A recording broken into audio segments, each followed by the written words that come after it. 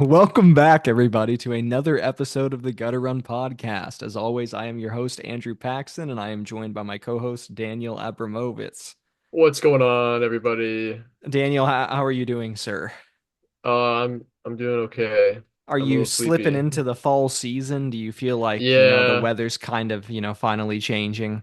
yeah, I'm getting depressed. I'm getting the long sleeves out too. Yeah, You're it's that you're time of year. you start looking more and more like Kurt Cobain, and then every year you reach like the end of Halloween, and you're like, maybe this is it, maybe this is This it, but you decide not to. yeah, that's how it Oh, goes. excellent. Well, me too, brother. Thank you very much for joining Yeah. me again on another episode. I think this is going to be a pretty fun one today. Nothing too crazy, nothing like Yeah. Joker Folia do last week to Oh really yeah, get no, into. yeah, no hot takes this time, I No, don't no think. hot takes, I don't think. So we've got a good episode for y'all this week. News roundup, of course. We're going to talk about toxic fandom in a expose from, I think, Yippee. Variety. We've also got some news about Joker Folie à and how it's performing at the box office. Hmm. Spoilers bad. It's performing very badly, unfortunately. And then something that surprised me tremendously at the beginning of this week, 10 years after its release, it's been announced that Alien Isolation is going to get a sequel. So that's very fun. And then for Nice. our main topic today, we're going to run down probably just the top 10 of Variety's top 100 horror movies of all time. And then Daniel and I are going to give kind of like our Halloween time fall favorites. We put some short lists together to talk about what our favorite sort of media is to consume during this time of the year. Hmm. And then, of course, we'll pick it up with what's on your nightstand and then mail call. This week on mail call, we do actually have. I wanted to say thank you for all the people that have already written in and suggested films for the Halloween doubleheader. We will be putting up a poll this week with at least three of those. And if you want other Hmm. films to be featured or at least in the running, go ahead and email. We are running out of time for that. Yes, hurry Um, up. so yeah, that's what I've got going for us. But Daniel, first order of business, toxic fandom, how Hollywood is battling fans who are just out for blood, from social media boot camps to super fan focus groups. So this was a expose, if you will, that was written by or published rather by Variety, which is a pretty solid entertainment media publication that talks about Hmm. anything from upcoming movie releases, speculation, stuff of that nature, to casting announcements and box office proceeds. Hmm. And what we've got here is, according to Variety and their discussion with several unnamed studio executives, large studios such as your Disney, your Warner Brothers, Sony are looking into putting together kind of like focus groups with fans of the IPs that they are adapting so that they can get early feedback from them and potentially curtail some of their films in the development process to Hmm. prevent eventual fan backlash. And I find it very interesting that when you go to this article on Variety's page, the like header image that they use for it is exclusively minority characters in either like Star Wars adaptations or like the Ooh. recent Lord of the Rings, The Rings of Power, and Yeah. even I think that they had some House of the Dragon stuff on there. So yeah, Daniel, I figure we won't get too into the weeds on this one, but I wanted to kind of get your opinion. Do you think that fans have any business being consulted on the development of feature films or television at all?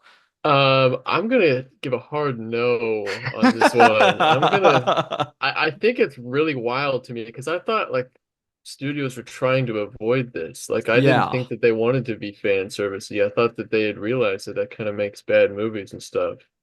But at the same time, the way these movies are made, they are like I don't want to be like Martin Scorsese and say that they're like theme parks, like Yeah. that sort of thing. But like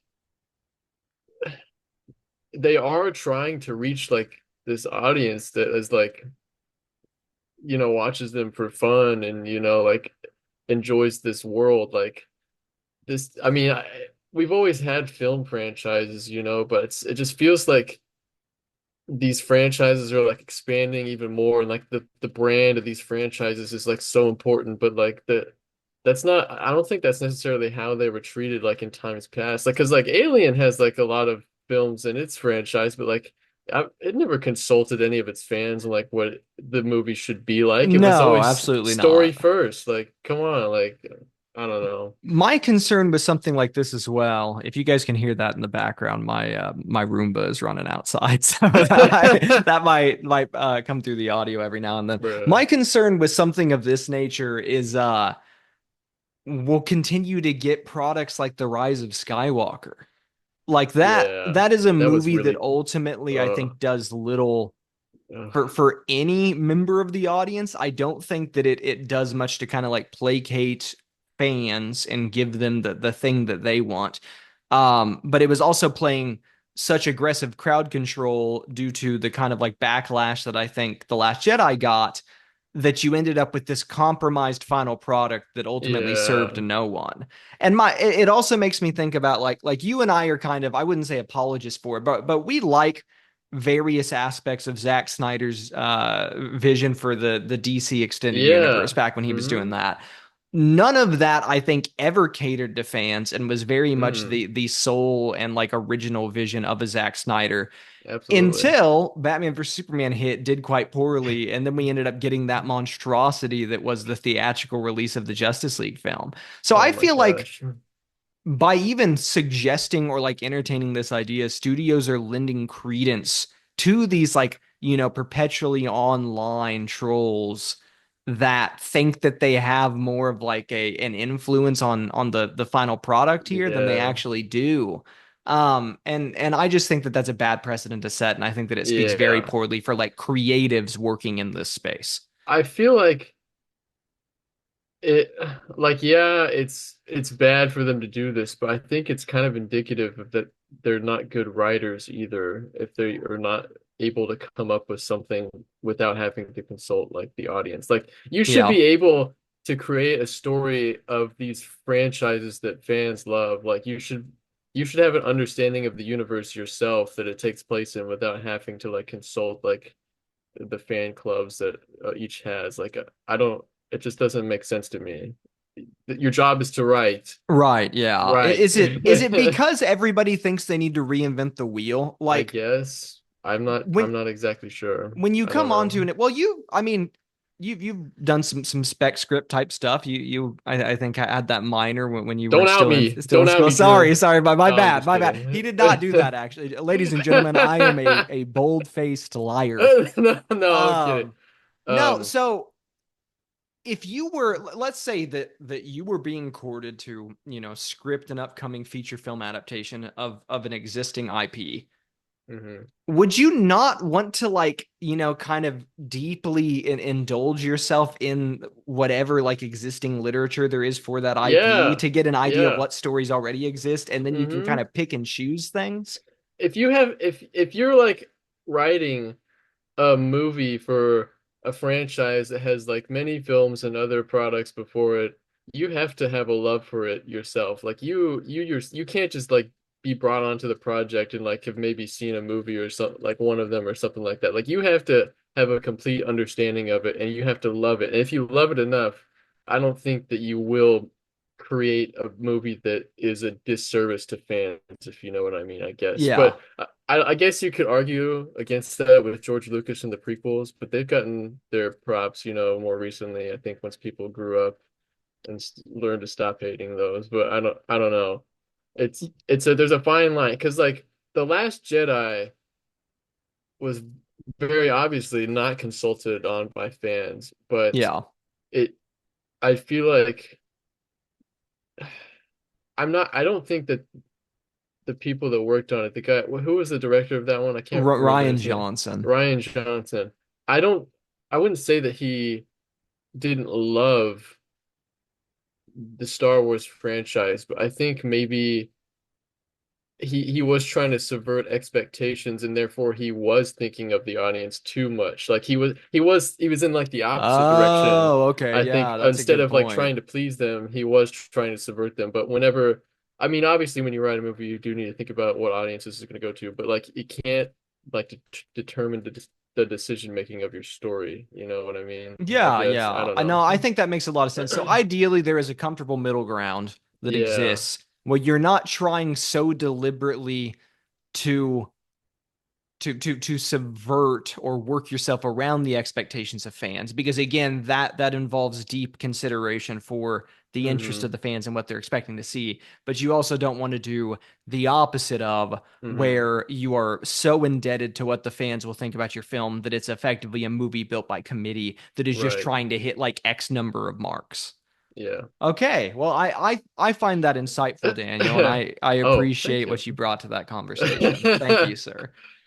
Okay, next I have some bad news for you and I and nobody else in the world. Forbes reports that Joker Folie à Deux will need to make approximately $450 million to break even based on its production budget and marketing costs. So this was reportedly a $200 million movie. Todd Phillips recently stated that that was like an overblown number, but I'm going to say, just like looking at it and based on, I think, kind of like communal knowledge about other feature films that I've seen in a comparable production price range, um, I think it definitely costs that much. I don't think that He's there's like, much getting it didn't around that cost one. that much, guys. Yeah. It wasn't that much. So Yeah. it's performing very poorly. And actually, I just saw an article, I think earlier, or it might have just been a tweet or something like that. Who knows? The internet is a hellscape. Yeah. But it was something like yesterday or Friday rather. That would have been the 11th. Joker made, I think, $9 million domestically, which means that that was like a 90% drop from like Friday to Friday earnings, which, if Wow. that's accurate, that will have been like the steepest drop ever for a comic book movie. Oh my gosh. Um, which I don't know. I mean, people aren't seeing this. The folks that wanted to give it a shot, I think, did in that initial wave. And then the word of mouth has been so tremendously negative that I don't think anybody else wants to give it a chance. Even It's so interesting. I had Wait, a wait, go family on. member reach out to me and text me and go, "Hey, did you see the new Joker?" And I went, "Yes, I did." And then they went, "And what'd you think about it?" And I'm like, "Well, I could just link you the podcast because I think it was kind of a Yeah. long discussion." But no, I effectively told them I liked it more than the first one, but I didn't think that the first was incredible necessarily. Um, I think that there are redeeming aspects of this movie, but it's also not like tremendous. Hmm. I told them ultimately that I was comfortable having spent money on a ticket and I enjoyed watching it, but just based off of their tastes, I feel like they would be very upset if they spent money on Yeah. this. So I Yeah. just had to tell them, hey, probably wait for streaming on this one. Dang. Yeah, it's wild because I feel like I've seen so much conversation about it on like social media. Like so it feels like a lot of people are seeing it, but maybe that's just the algorithms.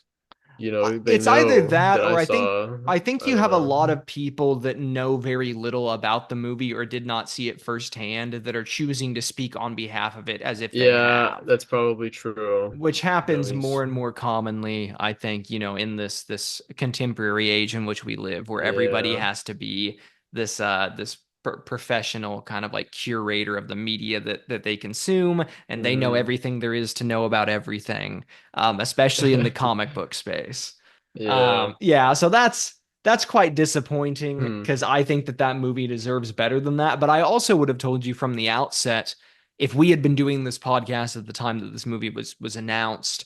um the first Joker was shot, I think, for like 60 million or something like that. This Yeah. movie did not need to be a $200 million feature. Like, it's, No. and honestly, it may have fared better if it were pared down more. Like, Yeah, sometimes you probably. need the impetus of the restraints, in order to produce kind of Yes, like your best work. And I do I think that agree. I could see a reality in which that would have been beneficial to Hmm. Joker 2.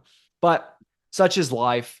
In more exciting news, especially because I don't think that anybody really anticipated this, Alien Isolation is getting a sequel. This is Woo. 10 years on from the release of that video game. I would say universally lauded really by everybody Hmm. for the technical prowess of the game, for the overall experience of playing it, for its reverence for the source material and what it adapted. Of course, it was quite controversial that I think IGN gave it like a 4 or 5 out of 10 at the time. And Wow. that still hangs. I mean, IGN is not like a legitimate publication, but every now and then I think that they're like for instance, I'm pretty sure they gave Matt Reeves the Batman a 10 out of 10, and I was like, banger, these are my guys. But then I'm They but get they get it, they get it. But then it. I think that they gave the Joker series like a 5 out of 10, and then I'm like, okay, Right, not my yeah. guys anymore, you know. So um, you haven't played Alien Isolation, is that correct? No, I've seen gameplay of it. I've been wanting to play it. It's not on Game Pass, is it? It's not. No, I It's don't like think you have to so. buy it. Okay, I might get it still, but yeah, it looks super good. I want to play it.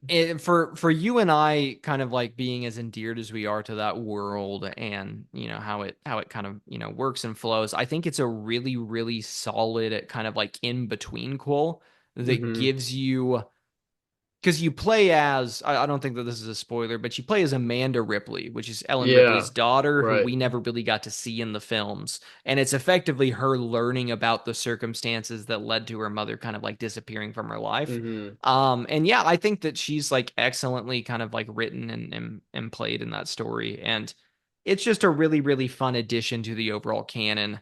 I will Hmm. say that's one of those ones that like would make me anxious enough playing it at times that I would just like turn it off. I would be like, I can't do this actually. This is too much Wuss. for me. Well, I've had that experience with a few things. Like anytime that I try and play a horror game, I'm like, oh, I've got a background in this stuff. It's totally cool. I'm not gonna have Hmm. any problems. So like the new Resident Evil comes out, and then I'm like, easy money, I'll play it on like the hardest difficulty immediately. Hmm. And I'll like get like I'll finally finish it just like you know like sweat pouring down my face, and then I get up and then I'm like I can never play that game again. I've like given myself like PTSD from like how horrible Awesome. of an experience I had. Yeah. But yeah, no, so that's exciting news, and I think that we're both generally looking forward to that. The announcement Hmm. itself comes off the back of nothing else. I don't even think that they have any sort of like development materials to share. It's literally like Yeah.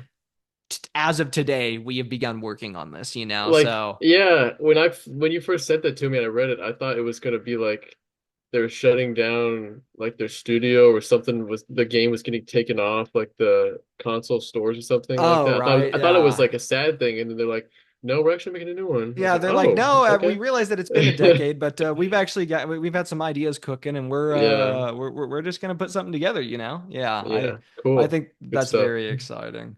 Well, with that, we can move straight into the main topic today, which of course is our fall favorites. Now, I don't know if I briefed this on a prior week's podcast, but the gist of it is that, you know, around this year, the spookiest time of the year, and I don't mean tax Hmm. time, that's a bit from the Weekly Planet. I'm gonna have to cut this out. I can't do You're just that. stealing jokes now. Yes, of Wow. course I am. Of course I am. Now, we like to consume kind of or at least I do, an amount of media routinely when it gets to this time of the year. I feel kind of, you know, I find comfort and nostalgia in these things. So I suggested that you and I kind of put together our own lists. And then we Yeah, had this variety top 100 horror movies of all time list come out earlier in the week. And then I went, wow, it's perfect. It's like that they knew that we that's already awesome. had plans Yeah. to do that. So I Hmm. figured that I would just pull up this variety list and maybe go through the top 10 of these and we can kind of talk about our brief experience with them, and then we can move straight into what our own suggestions are for things to kind of, you know, look into or Hmm. watch.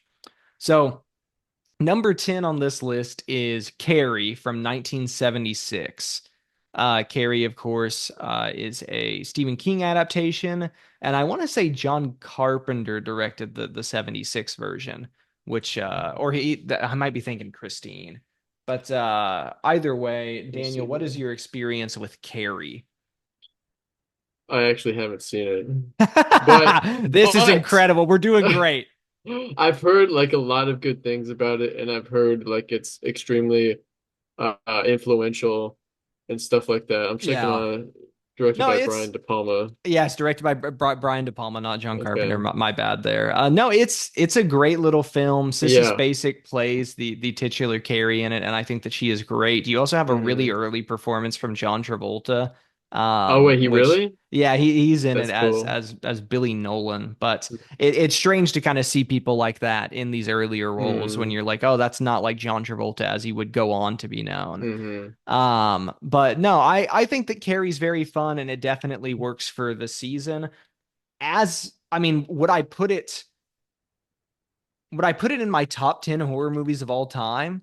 Probably not, but I don't You think that wouldn't?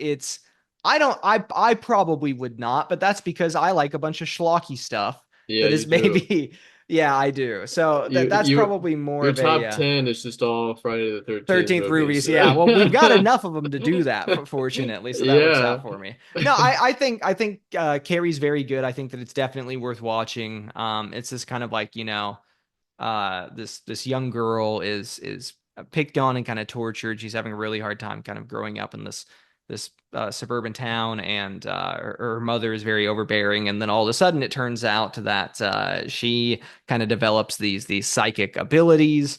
And Mm. when you've been put under that sort of pressure, and you're in a place that doesn't seem to care for you or want to respect you, you might end up acting out a little bit, if you will. And Yeah, that's probably as right. far as I'll go with that one. Okay, For cool. number nine, I literally have nothing to say about this. I've never seen this movie. I've seen it on lists like this several times before, but I have no sort of, acuity to add. Number Hmm. nine is Solo, or the 120 Days of Sodom from 1975.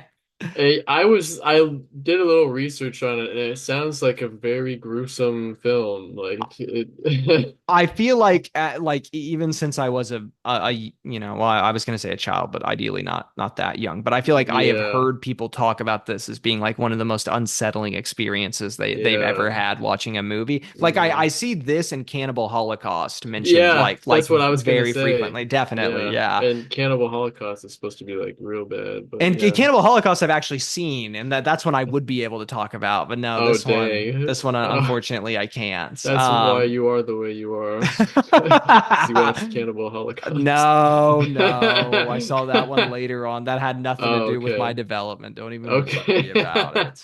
it. Okay, well, if you're good with it, I'll just roll into number eight then. Yeah. Number eight is the original Universal Pictures Frankenstein, or Yeah. Frankenstein from 1931. This stars Boris Karloff as the monster, black and white creature feature.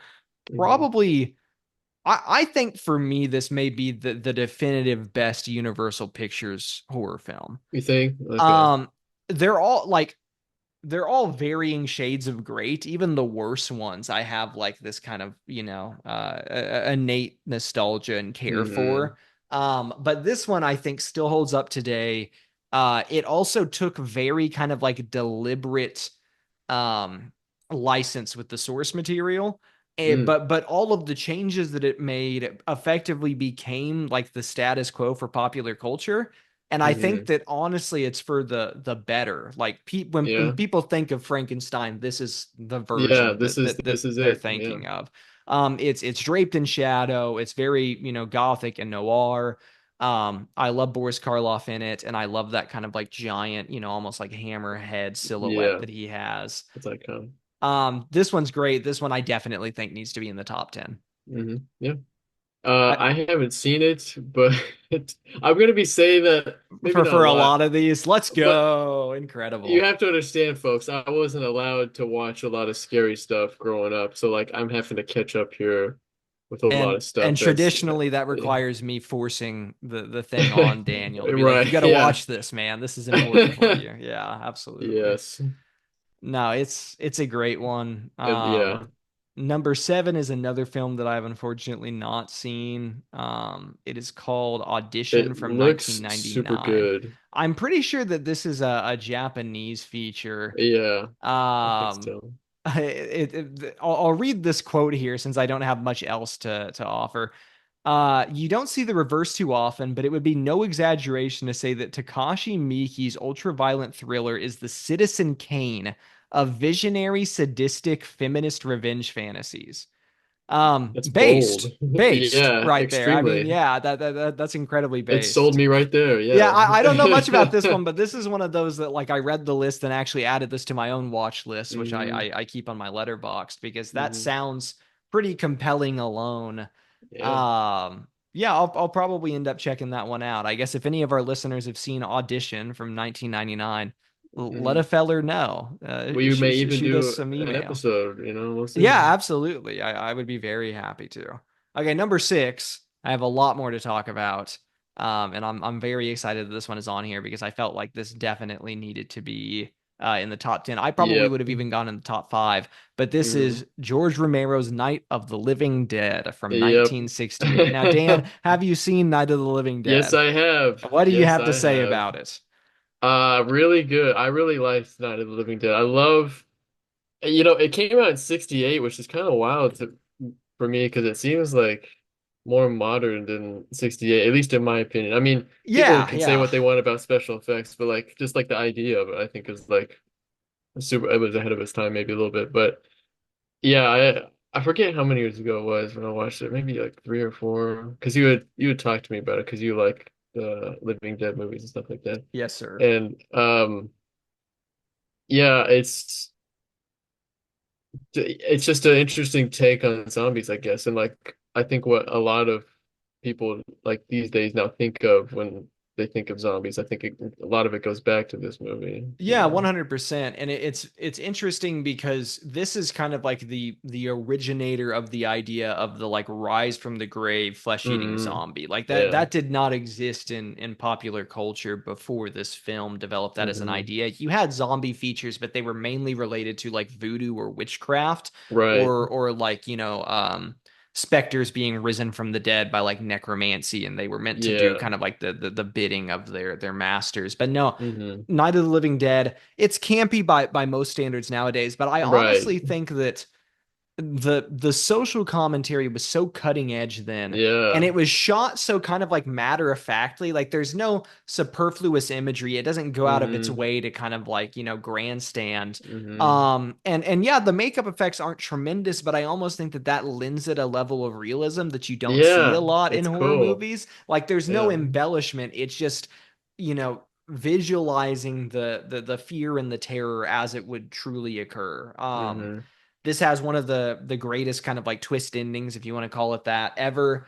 And I've something that I've always found so exciting about it is that George Romero and co, like to his dying day, even claimed that there was never meant to be any sort of like biting social commentary or discussion about civil rights in this film, even Hmm. though it came out in 68 and you can watch it and very obviously tell that it is 100% a commentary on race relations and Yeah. whether or not, we can all coexist together.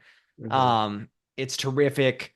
It's tremendously exciting. I think it still holds up like Yep. 100%. Hmm. And yeah, it may not be frightening, but I think just to be a well-rounded connoisseur of not just horror movies, but I think of film in general, this is one that Yes. definitely needs to be kind of Absolutely. like high on people's totem pole.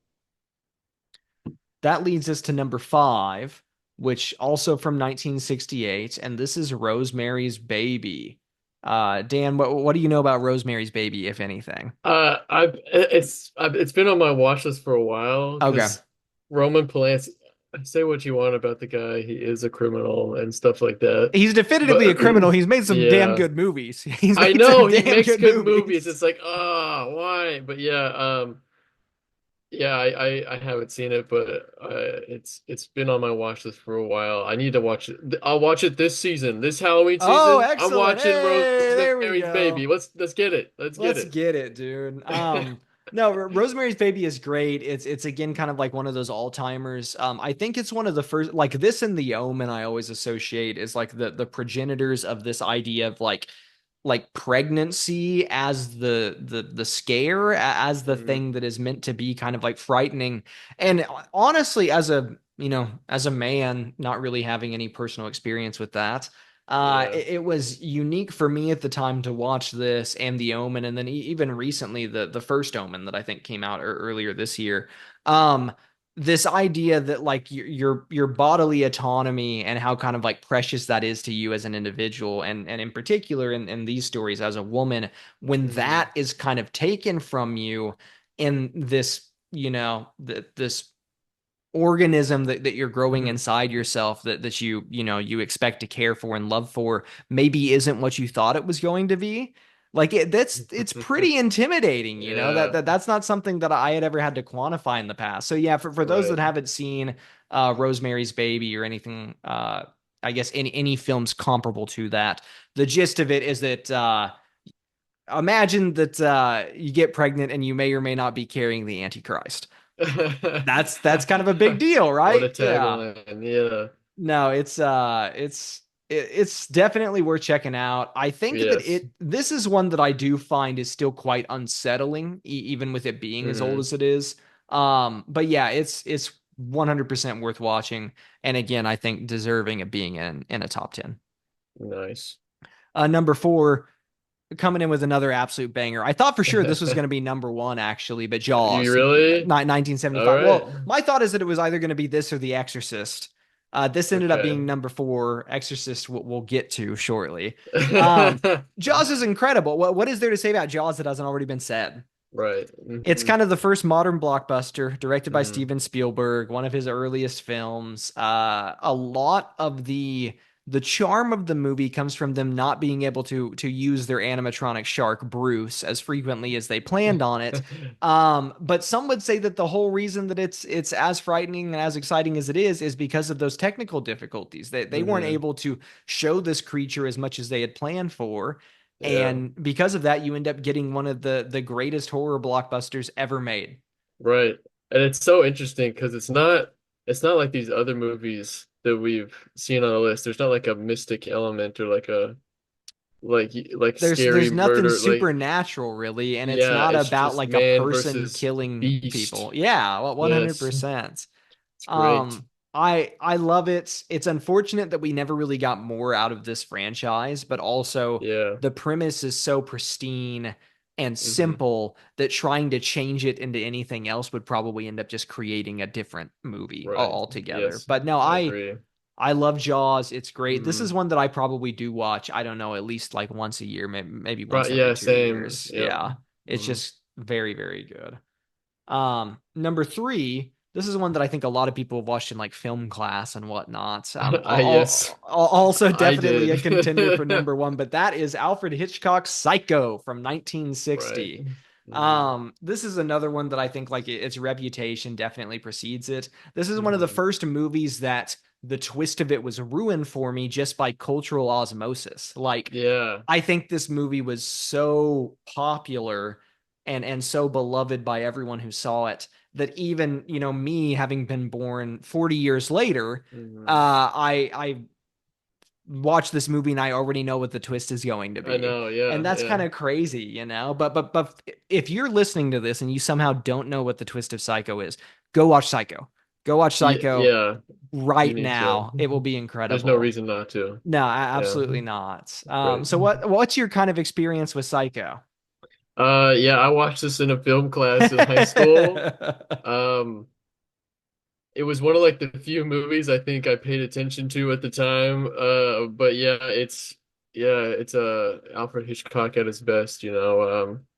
I think I hate to repeat the same phrase, but I think it was kind of ahead of its time and it's a real classic mind bender, you know, the Yeah.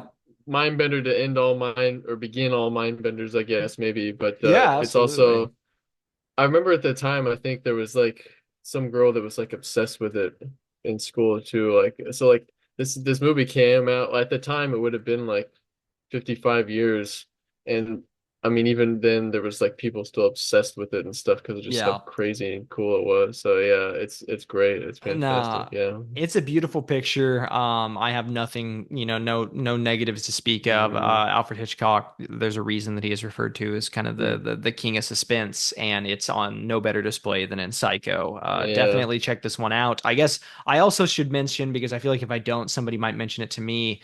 Um, Janet Leigh, who is Jamie Lee Curtis's mother, is the woman who is unceremoniously unalived at the beginning of this Unalive. film. She was uh, moited. yeah, She she was was, she moited. was. But it makes sense for her to be such kind of like an iconic scream queen, and then for her Mhm. daughter Jamie Lee Curtis to go on and be in the Halloween franchise. Yes. Um, Poetic. Number two is The Exorcist. Uh, Mm. I adore The Exorcist, and I adore The Exorcist for one reason more than any other. I do often tell people I think that this is definitively the scariest movie I've ever seen. And the reason why is because one, it was shot by documentary filmmaker Richard Friedkin, or sorry, William Friedkin, my bad. Hmm. Shot by documentary filmmaker William Friedkin. So it has this air of realism to it, Hmm. and almost like banality that again you don't see in a lot of feature films. I think we kind of Hmm. briefly talked about that with Night of the Living Dead. When you just present the material as it is, then Hmm. it's almost more frightening. But whereas Night of the Living Dead covered corpses arising from the grave due to radioactive like rocks that fell from space or whatever, like space radiation, this is a film about the soul of the individual and your relationship with Christ and what happens if you turn your back on God, and are there harsher evils out there than we could have ever imagined that exist biblically. And I think Hmm. that the reason why movies of this nature continue to be so frightening to me is that there is no way to debunk that. uh there like there's Yeah. not. I'm fairly certain space radiation is not going to make corpses rise from the dead. Right. I'm fairly certain vampires don't exist. But I'm not certain that the devil does not work through the will of man, and that there are not, like demonic entities Hmm. out there that have the Yeah. potential to kind of bleed into our reality. So Right. yeah, this is tremendous. I love the work of everybody in this film. In particular, Linda Blair's Reagan is tremendous. Probably Hmm. one of the best performances from a child actor Oh ever. yeah. Absolutely. But also the priest in this, who is the one that is kind of like falling out of his faith and ultimately has to Hmm. rekindle that in order to save this family. Incredible, Absolutely. incredible, like the best part of the movie, Yep. so yeah, I adore this film, Hmm. and I guess that's all I've gotta say about it, Daniel. Hmm. It's been a few years since I've seen this one. I can't remember. I feel like it was in middle school when I saw this, which is interesting because I feel like this is one that my parents really wouldn't have wanted me to see, maybe or Yeah, I'm something. kind of But I surprised. I had caught it on TV and I was watching it with my dad, and like, yeah, it is like freakier, and especially coming from like a religious background, like it definitely it dives into that sort of stuff like super well, and you're right about the way that it's presented. It makes it even like freakier to see and stuff like that. But yeah, I really do like the way that this film was made and it was shot and everything like that. I think it was an excellent, well put together film that everybody should see, 100%. not just for frights, but just for Yeah, film just enjoyment. for the love of the game, you guys Yeah. should see The Exorcist. Also, banger score. Do do Oh do yeah. do do do do do do do do. We're gonna get copyright struck for that on YouTube. You can't just do on a podcast. No, I No, absolutely sir. cannot. Big Brother's always watching. Okay, and this brings us to number one, which I will say I was tremendously surprised that this ended up being at number one. It's But I'm awesome. I'm I'm very happy that it is, and I think that it Very absolutely based. deserves it. And that is Toby Hooper's 1974 The Texas Chainsaw Massacre. If I can Woo! find, if I can find that, woo, woo. If I can find the light bulb effect that, like you hear in this film when they go into the credits, I'm gonna put that into the podcast right after I Nice. said Texas Awesome. Chainsaw Massacre. Awesome. Okay, well, look, I have a lot to say about this one, and I feel like I have all of these, but Daniel, what's your experience with the Texas Chainsaw Massacre? When did you first track this one down? Um, I think I watched this one a few years ago with my girlfriend as I was starting to catch up on my horror movie acumen, and because it was like the first kind of slasher, kind of a little bit like Yeah, it yeah, influenced a lot of the other ones that came later in the late 70s and 80s and stuff like that. And it's just it's so good because it's like an indie movie feel because it's yeah, got, I mean, it's just following these kind of hippie kind of people, and it's in Texas, and Missouri isn't Texas, but I've kind of felt connected to like the landscape and stuff like that, and the people that they encounter in like the small town, and it's just the creepiness of like backwoods America and stuff like yeah. that with like what we like associate now with like homicidal maniac freaks and stuff like with chainsaws. Like it's just so violent and just like it's just a perfect like gory horror movie kind of thing. It's just like Yeah. it deserves to be number one for a reason. Like it's Yeah, great. 100%. I completely agree. I think that people forget because they hear Texas Chainsaw Massacre and the name denotes a certain sort of experience in Right. watching a film. But I think that people forget how understated that this movie is. You mentioned that it is effectively like an indie picture. This is like an indie like art house film that Yeah. happens to be a lot of like film junkies' favorite horror movie ever made. And there's a reason why. So Yes. yeah, this movie took tremendous inspiration from like the Ed Gein killings, Mm. for particularly in Texas area, and ultimately it kind of paints this idyllic situation where you are kind of like suburbanite hippie, college kids, so somewhere in that general area. You're going on a road trip, and things go south, and they go south very quickly, and you realize, oh wait, you're not in an area of the world that you're familiar with. You're not familiar Yep. with these people's customs, and it turns out that just out there in the very mundane experience of the American South and Southwest, there exists true evil. And it exists there whether you're there or not. It just Yes. happens to be in the world, and you stepped foot in its backyard. No, this movie is tremendous. Leatherface has become a cultural icon. Yep. I deeply appreciate how the film goes about painting kind of this dichotomy between, the rural, farmland and what you see in kind of your suburban like socialite, college Hmm. folks.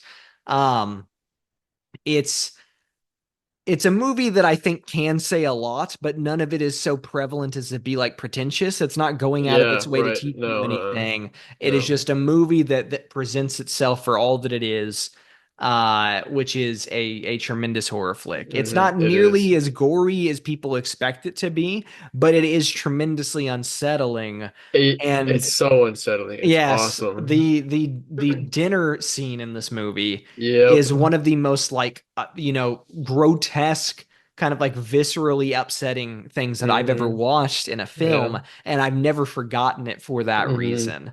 I love the Texas Chainsaw Massacre. It does come after films like Black Christmas. I think that might have been 71 perhaps. So it didn't exactly create the slasher, but I think Right. it did help evolve it into what it would ultimately become. And I would Yes. say that between this and John Carpenter's Halloween in 1978, like Hmm. that's where you get your definitive like those are your two poles.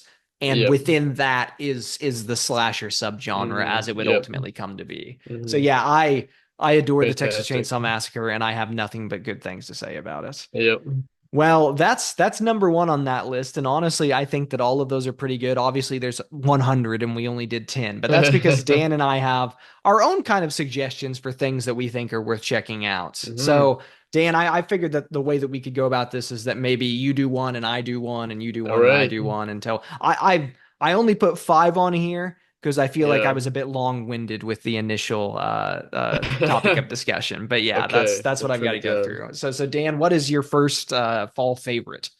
All right. So first on my list for fall favorites is the film. It's a movie, Donnie Darko. Oh, let's I think, yeah, I think he knew this go. was coming. He had to know this was coming. Yes, sir. Um, I've always said that Donnie Darko is like one of my top three favorite movies of all time. I can't give like a definitive like top one, two, three, four, five, like because I can't give one of my favorites like The Crown because they all influence me in some way. But I just it's it's such an interesting movie because it's not. I think a lot of people watch and they're like, "What is this even about?" Like, I don't even know what's going on here. And I think the film does offer explanations about what it's doing or what the point of it is, kind of, but it's not like a there's not like a theme necessarily to or anything like that. It is kind of more of a character study kind of driven thing with of the main character, and it's called Donnie Darko. That is the main character. So it's Yeah. a movie about him, and it's just about this high school guy in the late 80s who kind of enters this kind of time warp thing after a jet engine crashes into his house and like kind of supernatural things go on with him and stuff like that. And it's just it to me, I've always said that it seems like it was like a short story or something like but made into a movie. But apparently it was just Richard Kelly. This is his first movie he made after graduating from film school. He was like, "Well, I got to write a movie now," and then he saw a newscast about the frozen poop falling from the jet airplanes or something. He was like, Oh, "I right. could do Yeah, something with yeah. that."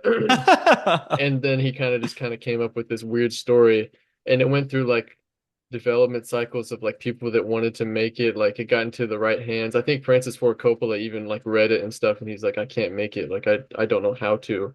And ultimately, Richard Kelly, got funding for it and made it himself and directed it himself.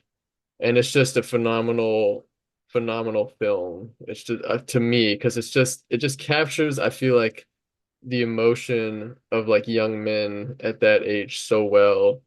And it's just great. It's nostalgic too. It's because it's set in the 80s, but it's just really, I don't know how else to describe it without spoiling stuff, but it's a fantastic movie. It takes place like during October in the 80s, so that's why it's like a fall favorite for me because it's a Halloween kind of thing. But yeah.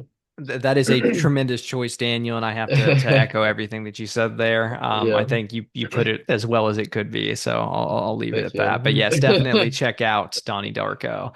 The first item on my list of fall favorites is actually a video game, and that is Resident Evil 4.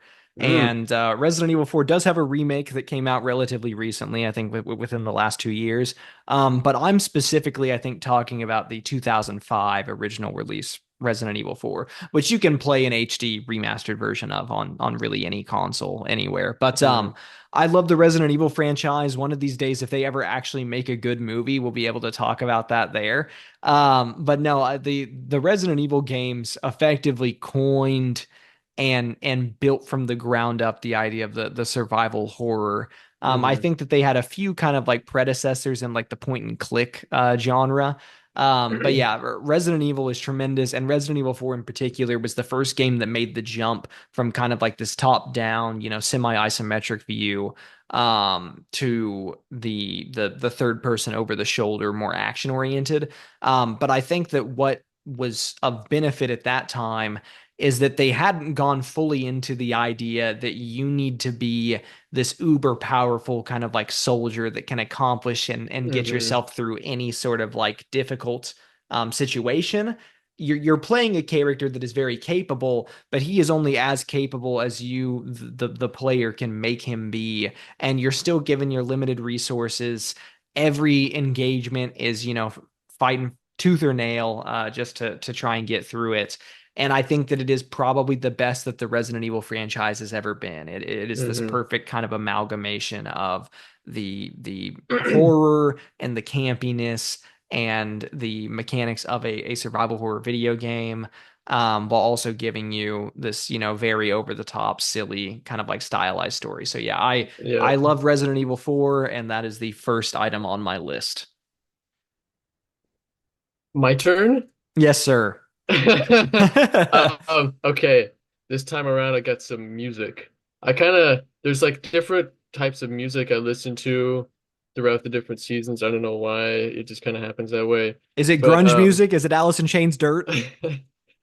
uh, no, but I mean, I would associate that music with this time of year though, but I guess I should put it Woo! on there. It might not be in the top five maybe, but it's probably down there somewhere. But for me, it's Smashing Pumpkins and in particular Woo! Siamese Dream and I guess I would include Melancholy and the Infinite Sadness too. I think Melancholy is meant to be more of a fall autumn type vibe album because it did come out in October Yeah. and it just kind of has that, even the cover art kind of gives off like fall kind of vibes and stuff like that. But I just remember like early in college like working, and that was, I had listened to the Smashing Pumpkins before, but I hadn't ever like gone through their discography, and I just remember like mulching leaves listening to Siamese Dream all the way through, and it's just a phenomenal like great like album, just like It's banger incredible. after It's banger. so good. So good. Yeah, it's just, and then Melancholy, I mean Melancholy, it's called Melancholy, and I think this time of year is kind of like a more melancholy type of year, and so like the songs and like the moods of them and stuff like that, I think really fits that sort of vibe and stuff like that. And Yeah. so I just love, and Billy Corgan, I don't know why he seems like a vampire to me. So Halloween, it all Well, makes perfect Daniel, sense. every time I try and listen to Bullet with Butterfly Wings, I have to turn it off because I get so frightened when Billy Corgan says that the world is a vampire.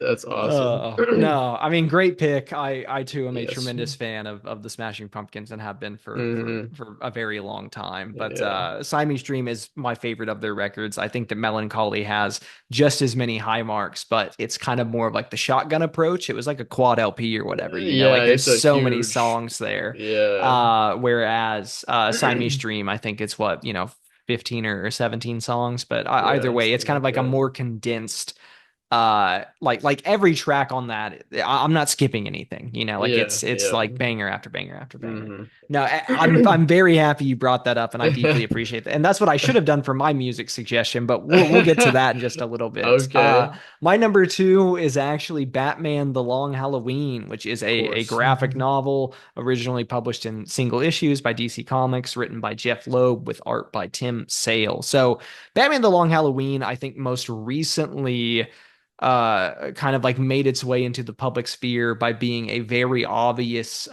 point of reference and inspiration for Matt Reeves' The Batman in 2022. Hmm. But the gist of it is that Batman the Long Halloween takes place, I think, within a year after year one, or maybe two years after. But it chronicles in Gotham the kind of changing tides where we make this transition between Batman contending with and fighting, the organized mob, corruption, city officials not looking after, their constituents. He goes from that in the span of a year to having to contend with, his entire rogues gallery, some of the most prevalent and frightening or formidable rather Batman villains that there's ever Hmm. been. And I think that this book does a tremendous job of showing you what that looks like and the psychological toll it takes on a man whose psyche is already quite fragile. Hmm. I think that the art is tremendous. It's, draped in these terrific dark inks and Yep. all the colors pop. And each issue is or chapter, I guess, if you're reading a collected version, is like a different holiday. But it goes kind of like Halloween to Halloween. Hmm. It's a tremendous book, and I cannot speak highly enough of it. It's probably my favorite ever Batman story, I think. So yeah, it's Interesting. worth checking out, everyone. All right, Dan, back to you, sir. It's time for me to do a Batman comic. I'm going with Batman Year One that you had just mentioned. Let's Uh, go. Batman Year One is my favorite Batman comic. It's by Frank Miller with art by David Mazzucchelli. Is that how you say his name? I think Mazzucchelli he or says something like that. Mazzucchelli, or maybe like Mazzucchelli? Mazzucchelli, but I mess it up Mozzarella? every time I say it, and I feel bad about it. Either way, I don't care how you say your name, bro, but your art is good. But it to me, it takes place like across like 1 year, but like the way it depicts Gotham, to me, it just seems like it's always fall in Gotham. I don't know Yeah, why, yeah, but absolutely. so like I just get that kind of vibe from it. And I love Batman stories where the police are against him, and this is like when he's first starting out and like he's still like regarded as a vigilante and stuff, and like he can't be doing that, and there's still corruption within Gotham PD and stuff like that. And I love like the depiction of his struggle as first starting out and stuff like that. It's just I love it so much. Like I can't how long ago has it been? I think I read it first in college, but I think I had already enjoyed the character of Batman, but like for me this is one that like really just opened it wide and I was like, "Oh my gosh, this character is like one of the best that's ever existed." Like it's Yeah, awesome. Yeah. yeah. I completely agree. Yeah. I mean, if you wanted one of these days, we could maybe even do a short list on like Batman reading order. But Yeah. I would very highly recommend doing a year one to Long Halloween read along. Like Yep. that would it's just they flow into each other, almost seamlessly. And yeah, Hmm. they're great stories. Batman Year One is a banger. Yep. Uh, my third item on this list is another comic book. And it's one that I don't think I had read in its entirety until maybe 2 or 3 years ago when I was in college still. But that is Marvel Zombies and anything and everything to do with Marvel Zombies. So yes, this is probably a bit of an obvious choice. I thought about talking about The Walking Dead, but I never actually finished it. But Marvel Zombies, I have read like front to back a few different times, and they actually Same. recently did a like limited series. I think it was only 4 issues called like Marvel Zombies Resurrection, where they brought it back.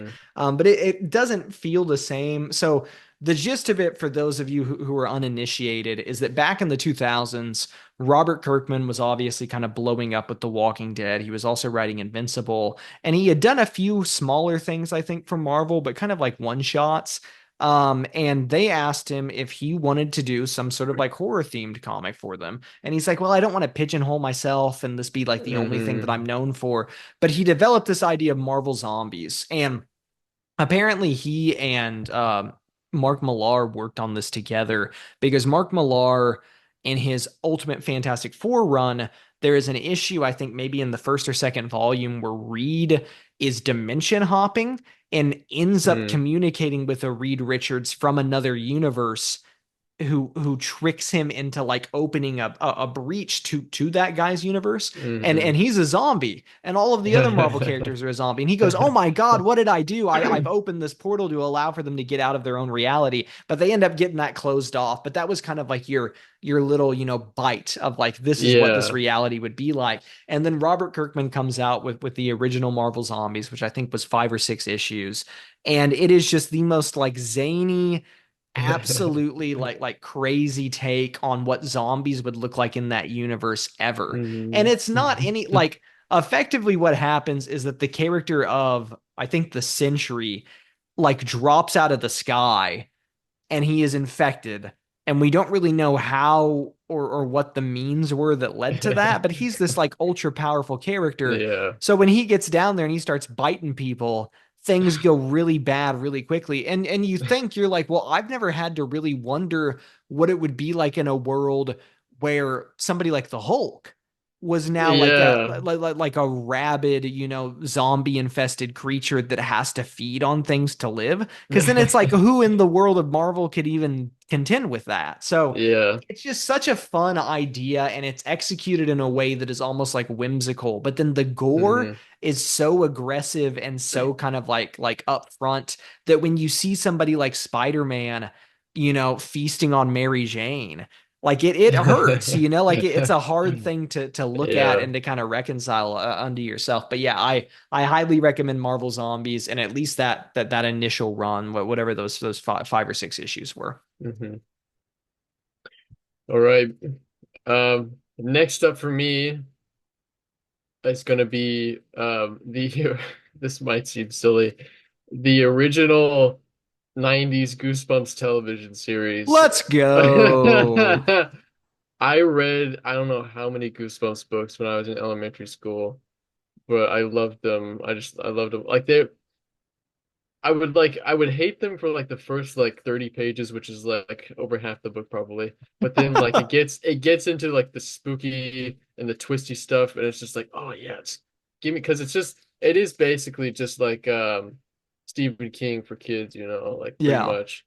And it's just it's horror the way you want it, without getting like too gross. But like there's something about the TV series that adapted those stories. It's just I feel so nostalgic for like, because like it's so set in the time period that it was made, and it's classic horror, it's monsters, it's ghosts, it's all of the stuff that like we associate with this time of year, and so I can't help but go back and watch those things. I love them. What's your favorite Goosebumps story? I know what mine is because I've held on to it for years. Uh, book wise, it Yeah. is The Night of the Living Dummy, that Okay. series. Yeah. Excellent pick. My favorite is the Werewolf of Fever Swamp, which Of is course, it probably had to not be. surprising. Yeah. No, that's a Awesome. great pick. I love Yeah. I love those books, and you're right in that original television series is such a product of its era that it's like hmm this time capsule that allows you to Yep. just jump back and kind of like feel like you're a kid again. Yep. So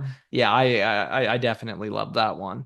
My fourth item on here is a film franchise, and that is the Halloween franchise, Of because of course. course, how could it not be? I love the Halloween movies. I've gone on record on this podcast saying that the Friday the 13th series is probably my favorite series in film. I think the Halloween series is either a close second or might just be like my favorite horror series. Friday the 13th I like is kind of like a catch-all. There's a little bit of something for everybody. And I've mentioned Yeah, to Noah actually on the episode that we did that none of those movies are particularly good. Therefore, you're not bothered by any sort of like quality drop. If anything, it's more right. consistent because they're all kind of bad. And I value that consistency. Halloween, on Yes. the other hand, I think the original Halloween is like a tour de force in horror. Like it's hmm tremendous, you know, and It's amazing. I have nothing but good things to say about it, and I think that it hmm still holds up. But then I also think that like H2O is terrific. I think Halloween 2018 is terrific. I even hmm quite like Rob Zombie's Halloween and Halloween 2. So there's these ebbs and flows of this franchise over time where you've hmm had like some of the highest highs and some tremendously low lows. But it's called Halloween for a reason. Yep.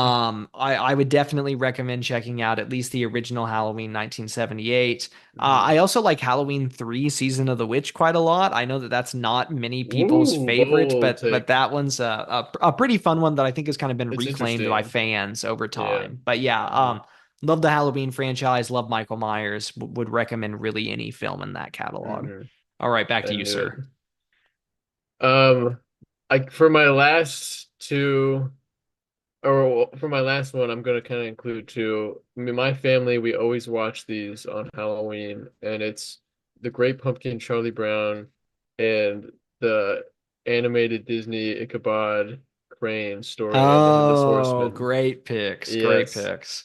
I thought the Ichabod cartoon was like a product of the 60s, but I'm pretty sure it's actually like from the 40s or something. It's like older than I thought, and Really? That's it's like surprising hold on, actually let me fact check that real quick. because it But looks either great, right? I I mean, know. yeah, Let me see real quick because it is phenomenal. Like the animation, yeah, 1949. that's Like incredible. I would have it never thought that. It is like, and it's like scary. Like I remember when I was really young, I didn't really understand what was going on. I was just like, he's got a big nose. It's a funny guy. But then, like as I got older, I was like, he's getting chased by this guy that has no head, and he was going to chop it off so he can have it for his own. And I was like, that is like crazy scary. And like for that time period that it was made in, it's like, oh my gosh. Like obviously the story is like hundreds of years old, but the way they depicted it in the animated format, it's so beautiful and it's like it's scary too, kind of. And the music in it is really good. Bing Crosby narrates it and sings in it, and it's just really good. Banger. Um, yes. And then of course, The Great Pumpkin Charlie Brown is a classic little short cartoon. I love the Charlie Brown shorts with the holidays and stuff like that. It's so cute with Linus waiting for the Great Pumpkin, and then Charlie Brown just getting rocks for trick or treating and stuff like that. It's just so silly. It's just so wholesome. You can't beat it, you know.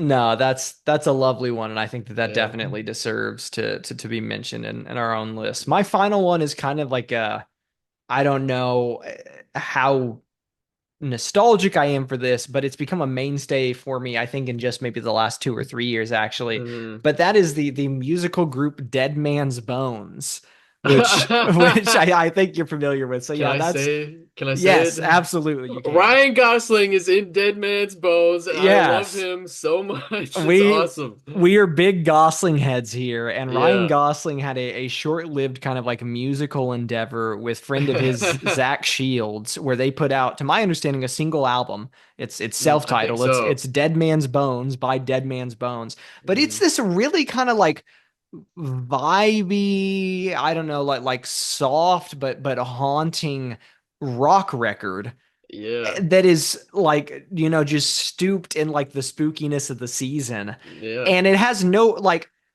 Ryan Gosling is obviously a multi-talented guy. I love him in like Mhm. every feature that I see him in. But I remember, I think, stumbling onto this, I think through maybe like a some sort of like fan trivia or something like that. Or it might have even been like an Oh, interview of yeah. his where he was talking about maybe he had been asked like, do you play any instruments or something like that, and then he's like, well, Oh I did yeah. this record. But yeah, it's really fun, and it's easy listening, and I think that it does fit quite well for the season. So I'll just throw Mhm. that stuff on, especially if I'm kind of like editing the podcast or working on something else in the office, Yeah. and it's a really Awesome. enjoyable one, It's good. definitely. Yeah, it is. I totally forgot about that. Yeah, Awesome. so no, that was kind of the last item that I had on there. Did you have any final thoughts and kind of your fall favorites, or Uh, no.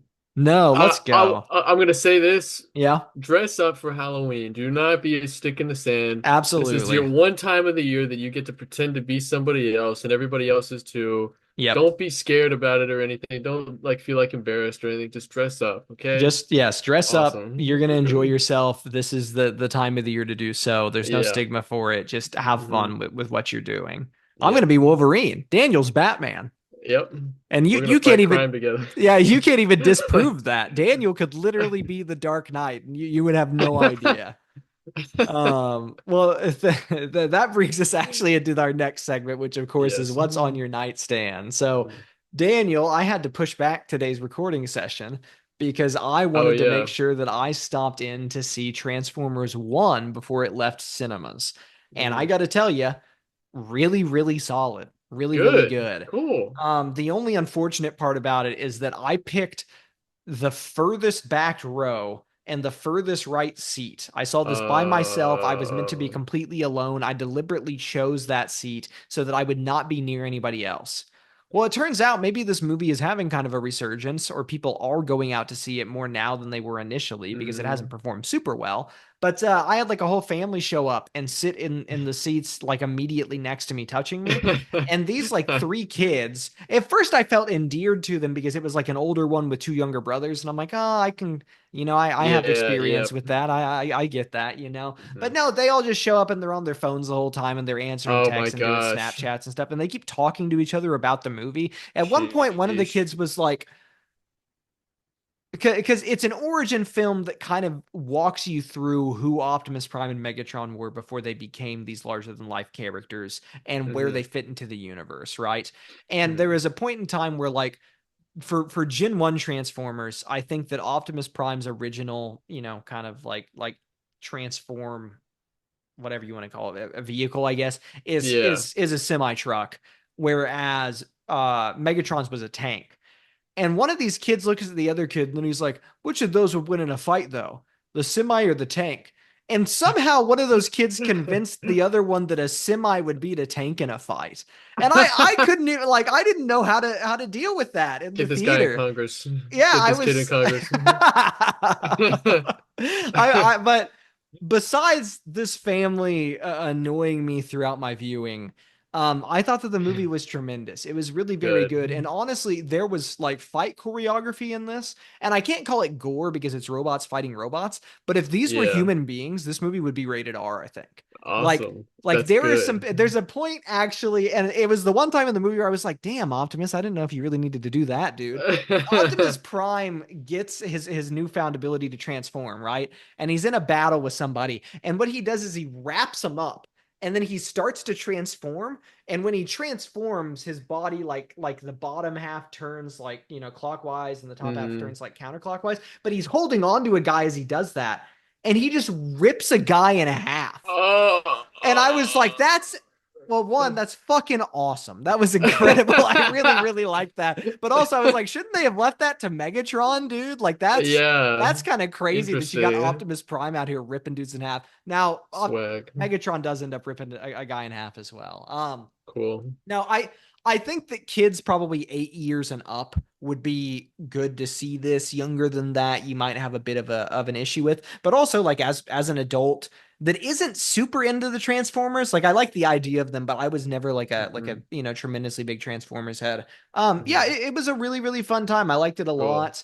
I think it is definitively probably the best Transformers movie. It just turns Wow. out that all that Okay. they needed to do was make one that didn't include any human characters because the Transformers I have guess so. personalities, like it's Yeah. strange to me that it took them that long to figure that out. But yeah, That's it was interesting. a good one, man. So I would Yeah. highly recommend it, and I think that this movie was definitely worth the price of admission and worth paying money for. Yeah. Good. But yeah, Cool. that's kind of what I've got on my nightstand currently. Awesome.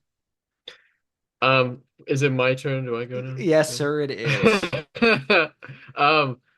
So me and my wife watched I believe it came out in '99, the Storm of the Century miniseries based off of Stephen King's novel of the same name, I believe. Okay, And I don't think I've heard of this. oh, I think I feel like I watched it when I was a kid, or maybe saw part of it or something.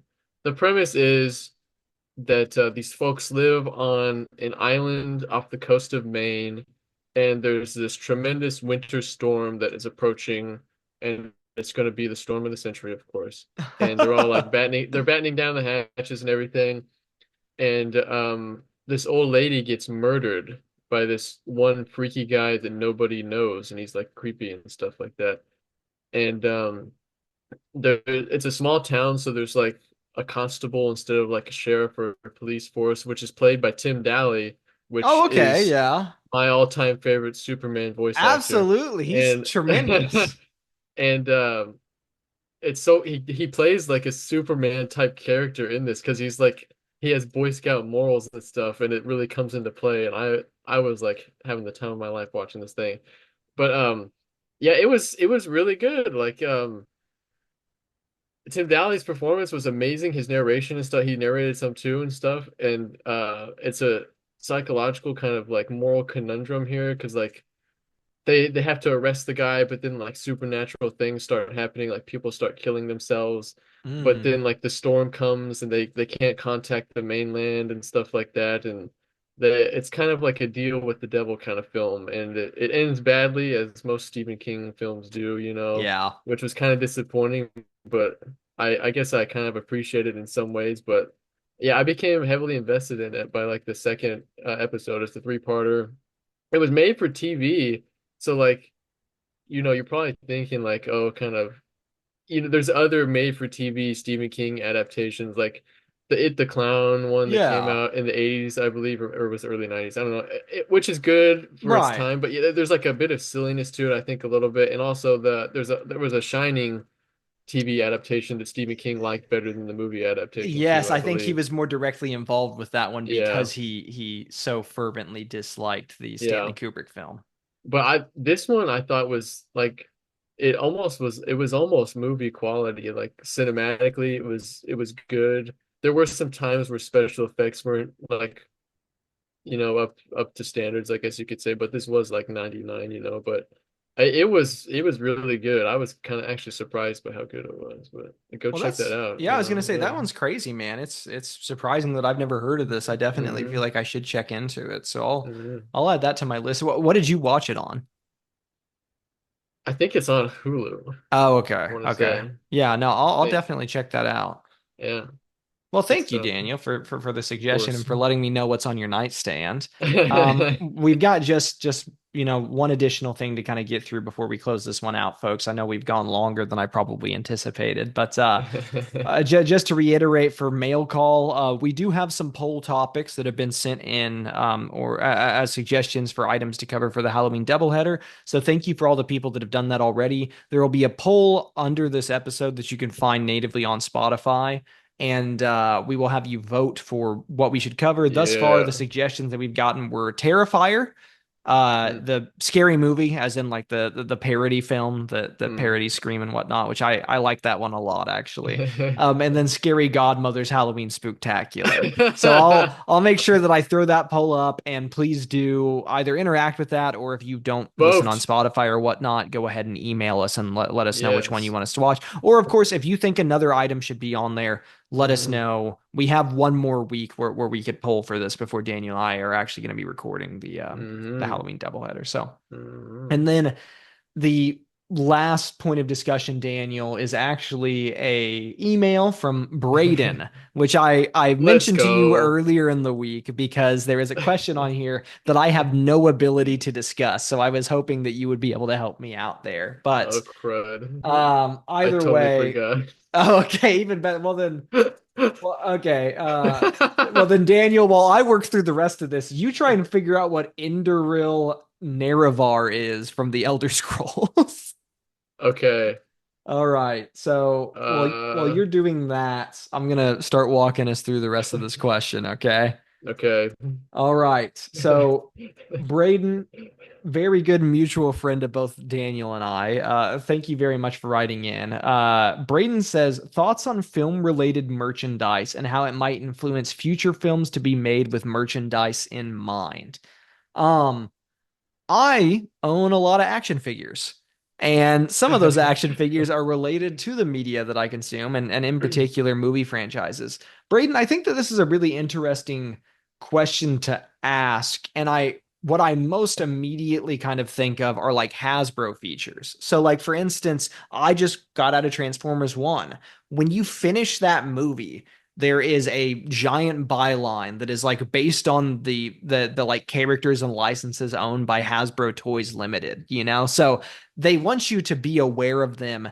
And I think that ultimately adaptations of merchandising are meant to sell merchandise. But there's also kind of like the opposite effect. So when the most recent Teenage Mutant Ninja Turtles Mutant Mayhem came out, I loved that movie, but it didn't kind of get the turnout that I was expecting for it to. However, TMNT made like a tremendous amount of money that year in merchandising sales based effectively off of the advertisements of the movie itself. So the movie existed, people watched it, therefore they went out and bought merchandise relating to it, which means that in a roundabout way, that movie probably ended up making more money for its producer than it would have in just like ticket sales alone, you know? Um, Mm. so I no, I think that that's a really good question.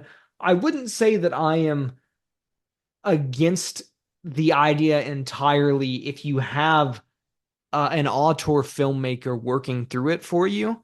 I think a good example of that might be something like Barbie. That is a film built on the back of merchandise. Ultimately, it is meant to sell more merchandise, but it had some kind of like exciting social commentary. It was directed by Greta Gerwig, I think, with a script that was very fun and humorous. And I thought that all the performances were very good. So that's kind of like an instance of it being done well. Is that always the case, though?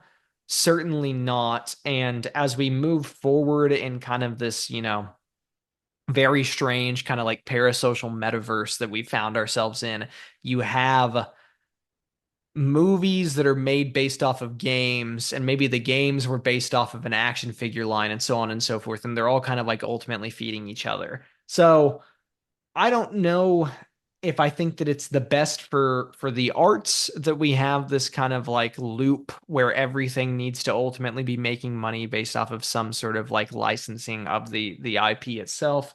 But that is the world that we live in. So I suppose that that's what I will leave that at. Daniel, it looks like you're intently reading, but did you have anything to add there?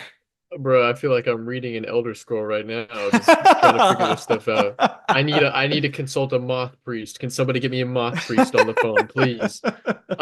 So basically what I'm getting here is that Indoril Nerevar was this sort of he was a Chimer, which is apparently a ancestor to the Dark Elves in the Elder Scrolls universe, and he's a part of some prophecy that is fulfilled in the game Elder Scrolls 3 Morrowind, which I have started. I've started more. It came out in like 2006. Oh wait, no, maybe '04. I can't remember because it came out on the original Xbox, I want to say. Um, but it's a lot of you have probably played Skyrim because like they've released it so many times, but Skyrim is a far cry from Morrowind because Morrowind is still very like chance-based RPG where even though it's like a first person, you can attack people with a sword.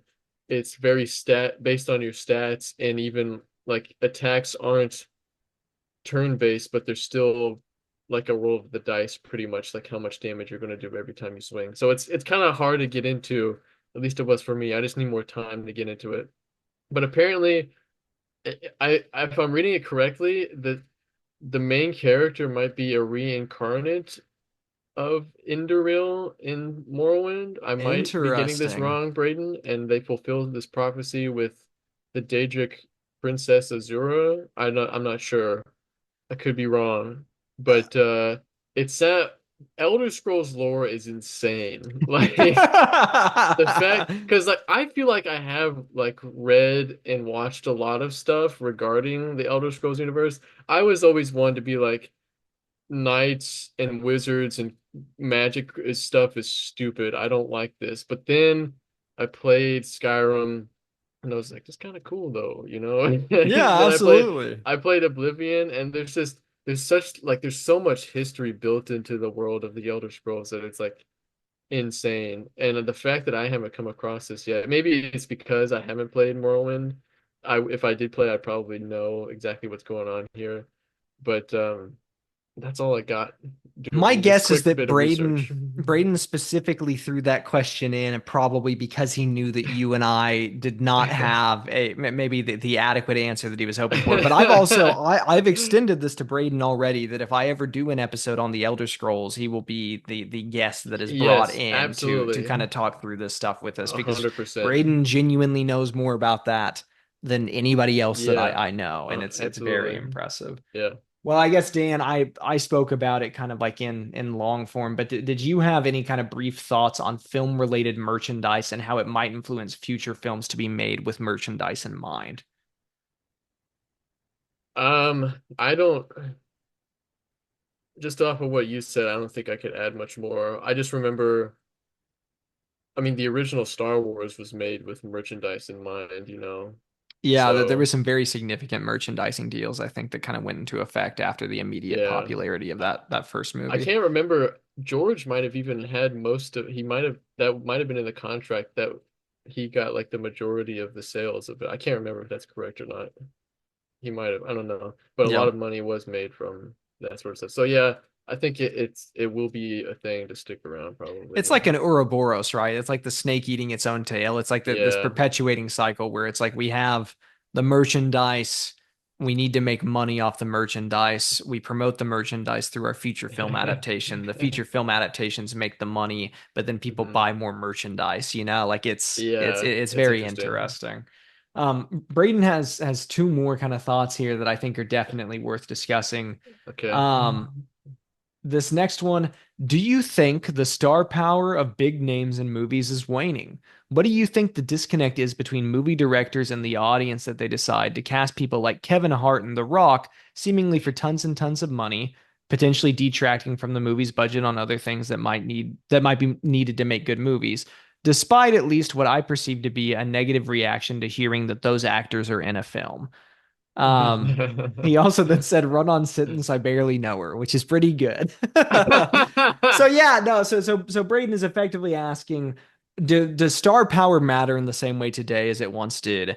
Is it waning? And is there a disconnect between, studio filmmaking, directors, casting agents, so on and so forth, and who they're putting in films versus what like the perceived idea of the actors is? Now, Mhm. Daniel, what's a very good example of this that we've seen recently? There was a trailer that came out that looked like absolute dog shit, for lack of a better way of putting it. And it's based off of a video game IP that everybody in the world has played and loved.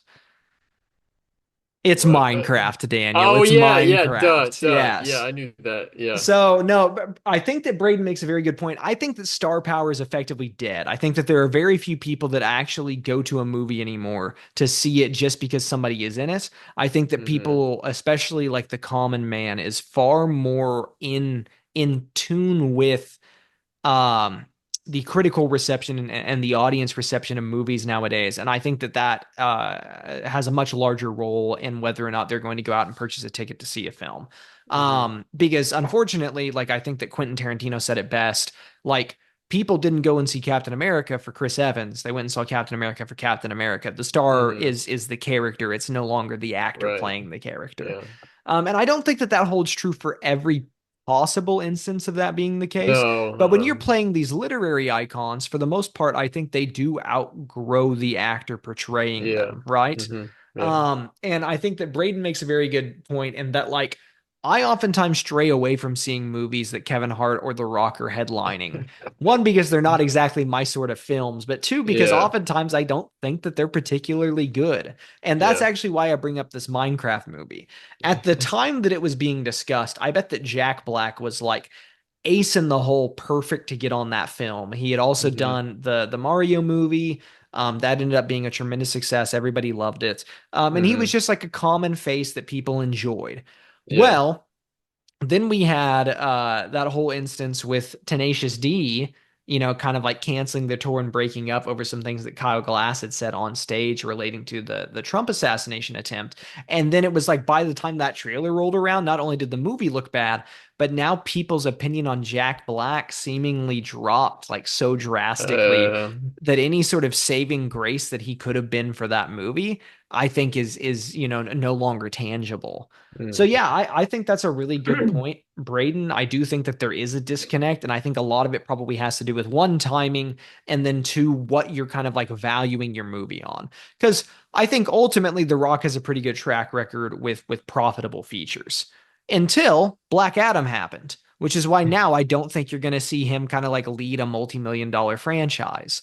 Hmm. Um, I think people want to cast what they consider to be safe bets, and unfortunately there just aren't a lot of those Hmm. in the contemporary like film landscape. Yeah. Um, for for me, when you bring up like Jack or Kevin Hart and The Rock, I think of like the Jumanji. Is that the movie that they were Yeah, in? yeah. With there's nothing like the original book or whatever.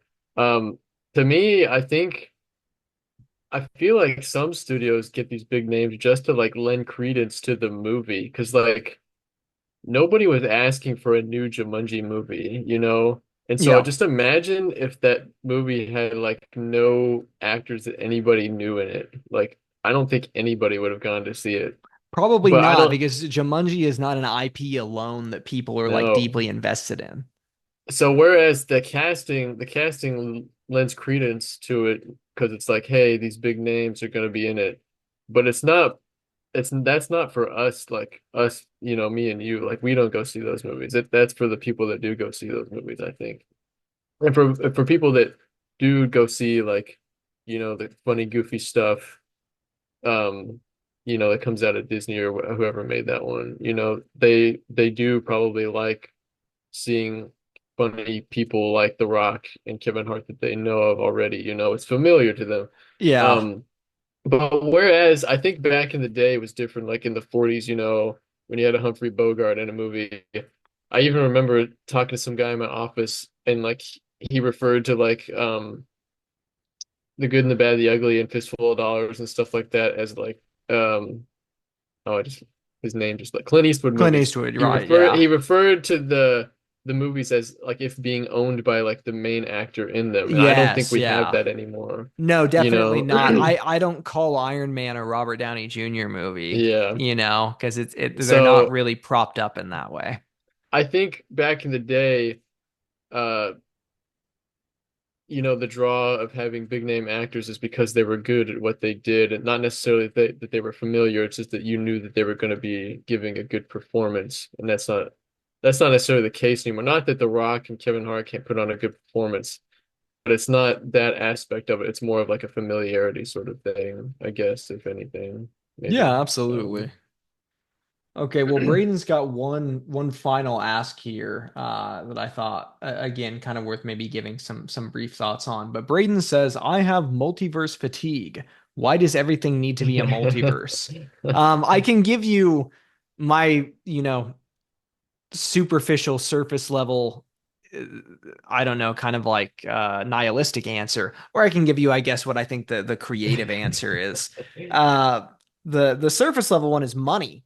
Uh, People think that there is kind of like, endless potential in the idea of a multiverse because you can Right. bring together all of your best characters that may not have made sense to interact with each other continuity wise, but they could be on the screen together, and everybody's going to Yeah. go crazy for it, and you're going to have a $2 or $3 billion movie. Um, Hmm. yeah, it gives people kind of like license to play in a playground that traditionally has rules and conventions that they can now forego. Um, Hmm. as to why it kind of hit so suddenly in so many different kind of like popular media spaces, I'm not entirely certain what brought that about. I think people just were kind of, especially with like the MCU and its ongoing escalation, I think they were running out of ways to kind of like raise the bar, right? So they felt like they Hmm. needed to expand beyond our normal reality. Hmm. I think creatively, the reason why things like the multiverse exist is because people don't like being beholden to the status quo. Yeah. If you have a unique idea for a character that you're writing, but in regular ongoing continuity, that character only wears blue, but you went, well, wouldn't it be really cool if he wore green? Then you can establish a disparate separate reality, and you can call it Earth 2. That's effectively what Hmm. DC Comics did. Like that's Yeah. why these things existed. They also had Hmm. questions of their own continuity. They had different versions of the Flash or a Green Lantern, but you never had this sort of like natural transition between characters to create, like Hmm. legacy versions of them. So they went, well, hey, what if all those old Justice Society characters, your Jay Garricks, your Alan Scott, so on and so forth, what if they existed on a separate Earth and technically we were viewing different realities? And Right. ultimately, those ideas were adopted in comic books in particular during kind of the sci-fi craze of the 50s and 60s. So Hmm.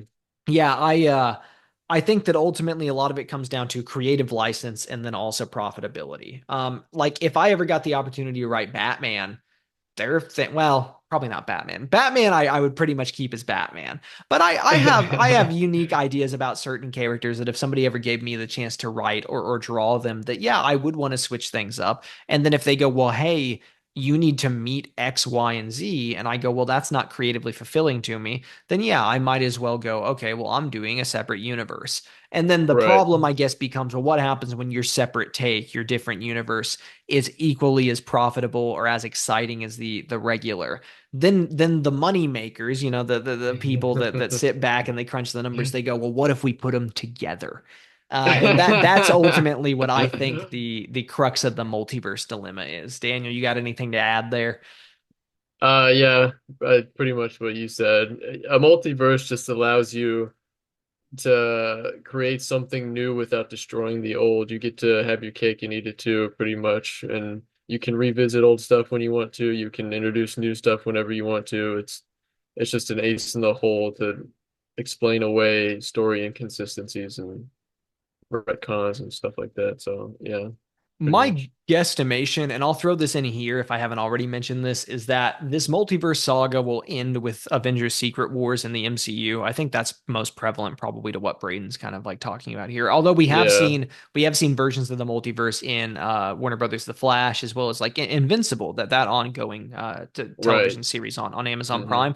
But I have to imagine there will be a soft to maybe even a hard reboot of franchise continuity of the MCU following Secret Wars, Hmm. where all of these disparate elements and kind of different realities will be brought together into one, ongoing continuity. And that's when they'll Yeah. have the opportunity to either get rid of old characters, recast them as new characters, or pull people from Hmm. different universes in and have them be the new kind of like standard. And I think that's Yep. ultimately what they're moving to because the multiverse by its very existence is one of those things where like once you've opened it, you're going to have to close it at some point because it's going to Yeah. create more problems for you than it solves, I think. Yes. But yeah, that's my thought there. Braden, we deeply appreciate you writing in. Thank you so much. And hopefully our answers to your Yes. questions were satisfactory. All Let right, us know if they folks. weren't. Yes, yes, but please do let us know if they were not. But yeah, folks, that's all that we've got for you this week. If you want to reach us, feel free to email at gutterunpodcasting@gmail.com. Hmm. Of course, I have been your host, Andrew Paxson. Daniel, thank you so much for joining me on another episode, sir. Of course. Alrighty, Anytime. folks. Be sure to check in next week, participate in the poll, email in if you have any other suggestions, and we look forward to talking to you on the next episode. Yep. Goodbye. Bye bye.